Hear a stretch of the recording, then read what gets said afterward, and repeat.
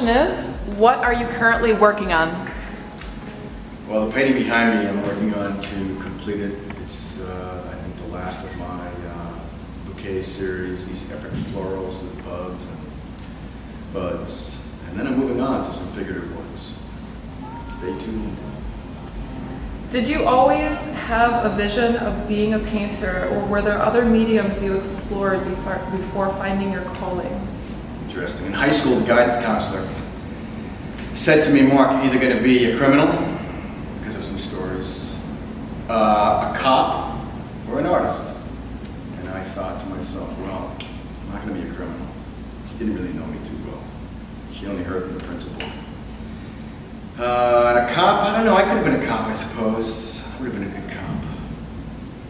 But the girls and the guys I was hanging around with always appreciated my drawings. And I thought, to be appreciated for something is no better reward. So I became an artist. Amazing.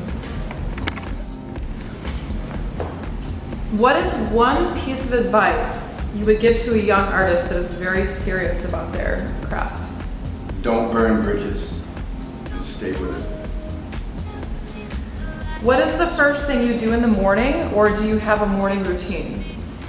First thing I do in the morning is get out of bed, and then with my wife, we wake up the kids, and we snuggle and we laugh and we do a little wrestling in their beds, and then we shower and get it together. The next question, you're married and have 2 children. How do you balance your work with your home life? Because you have a lot going on. My God, isn't that, life is all about balance. Like my grandmother used to say to me something that I never understood till I was married and had kids. And she would say to me, Mark, everything in moderation. Everything in moderation. I never got it. You do what you have to do. So I learned to budget my time, and that's really the key, to really figure out how to budget your time. Number 6, you seem to be in a lot of very prestigious collections. Amy Blunt, Glenn Furman, Larry Gagosian, the list goes on. What was your first biggest breakthrough sale, and how did it come to happen? Definitely with Glenn Furman. Glenn came to my show at Herschel and Adler Modern. This was in 2009, I think. Right, I'm like a late bloomer. So Glenn was very constructive in sort of